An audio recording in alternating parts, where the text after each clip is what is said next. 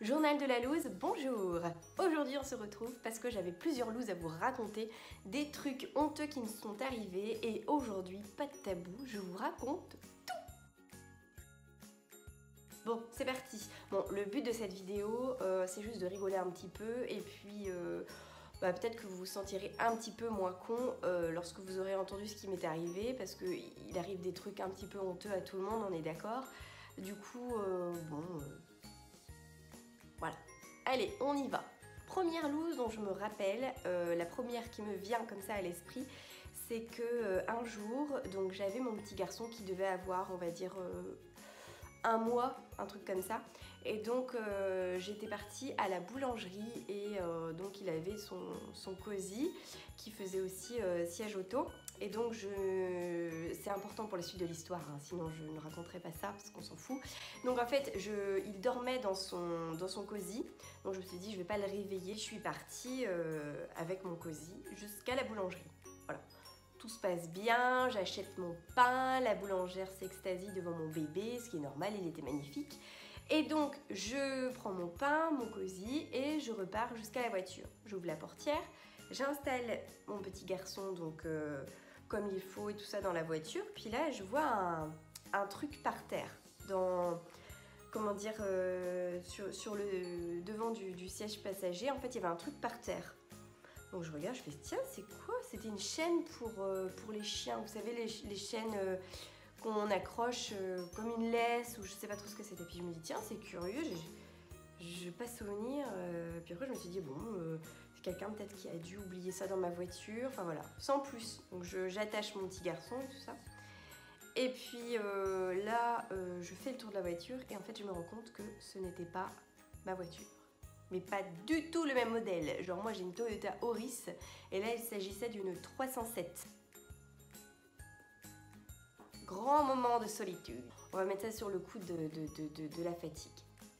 Voilà. Deuxième loose qui me vient là comme ça. Vous allez se dire mais cette mère est complètement irresponsable. Bref, Eden faisait sa rentrée en deuxième année de petite section. Deuxième année de petite section, je me dis allez, je le laisse et puis je vais le laisser toute la journée, comme ça il ira à la cantine et à la sieste. Sachant qu'il n'avait jamais été à la cantine et il n'avait jamais fait la sieste non plus à l'école. Donc du coup, je le dépose à l'école. Et puis donc je précise quoi, bah voilà, il restera à la cantine, donc je l'avais bien briefé et tout, tu vas manger à l'école, ça va être bien avec tes copains, tu vas faire la sieste avec les copains et tout ça, puis donc il était content, il avait préparé son doudou et tout ça, voilà.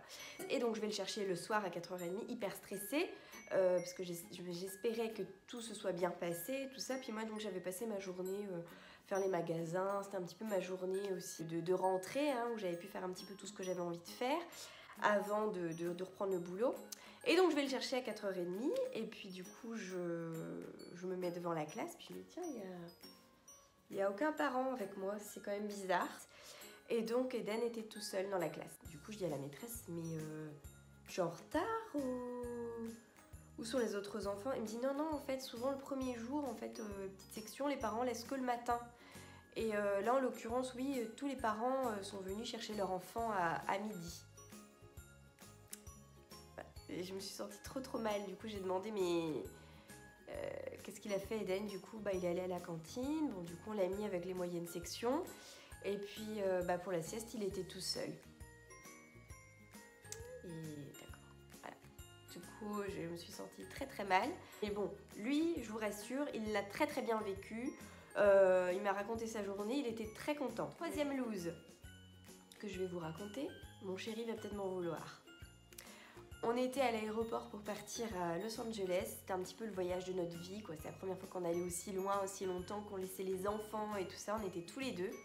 Et donc on avait enregistré nos bagages et tout ça, on n'avait plus qu'à attendre dans la salle d'embarquement. Donc on était dans la salle d'embarquement, puis on était là en train de traîner sur notre téléphone et tout ça. Puis une heure passe et puis là on se dit putain c'est quand même bizarre, ils nous ont pas appelés. C'est quand même curieux quoi. Dans le doute, mon mec il va voir une personne qui était à côté. Puis donc elle lui dit ouais on comprend pas et tout, on n'aurait pas déjà dû embarquer là? Puis la dame elle dit si mais vous n'êtes pas du tout dans le bon truc d'embarquement. là vous êtes à la porte je sais plus quoi, et en fait c'est à la porte je sais plus quoi. Du coup on a pris nos affaires, on est parti, mais on a piqué un de ces sprints et on est arrivé, genre il y avait marqué last call, dernier appel pour Los Angeles.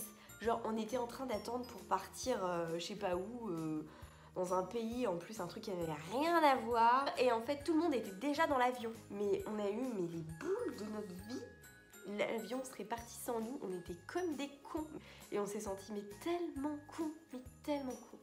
Un jour j'ai été dans le car, je prenais le car, je sais plus pourquoi j'avais pris le car, et j'étais très fatiguée et je me suis endormie. Et quand je me suis réveillée, j'étais allongée sur une fille, mais complètement allongée, genre je dormais sur son épaule comme ça, la bouche ouverte, en train de ronfler sur une fille, une petite étudiante qui était très gênée. Et en fait, au lieu de me foutre un coup de coude et de dire bah dégage quoi, enfin c'est bon, merci de me laisser mon espace personnel, voilà. Et ben non, elle était tellement mal à l'aise qu'elle m'a laissé ronfler sur son épaule pendant environ 20 minutes. Si jamais tu vois cette vidéo un jour, je m'excuse encore.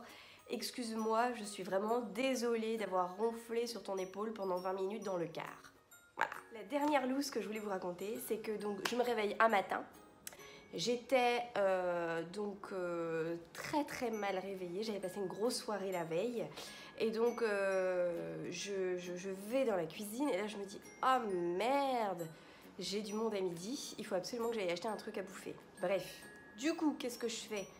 Je mets mes habits de la veille, mais vraiment très très vite fait. Je change quand même mes sous-vêtements, je précise, c'est important pour la suite de l'histoire. Je file à Super U avant que ça ferme. Donc je suis là dans l'allée et puis je me dis putain c'est quoi ce truc? Donc à l'intérieur du Super U, dans l'allée centrale, vous voyez dans les petits supermarchés comment c'est foutu. Et là je fais c'est quoi ce truc? Dans mon, comment dire, mon pantalon, dans ma jambe gauche, je vois un truc qui me gêne dans le bas de la jambe.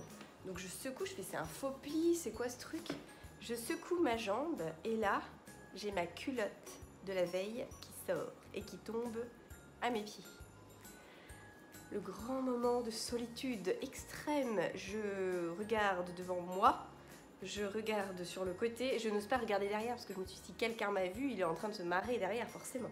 Donc là, qu'est-ce que je fais? Je shoote dans ma culotte, je l'amène dans le rayon qui est à ma droite.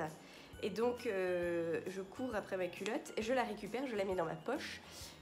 Et ensuite, donc, j'ai fait mes courses le plus vite possible, mais en me disant, mais si quelqu'un a vu, non mais la honte, si quelqu'un a aperçu la moitié de cet épisode gênant.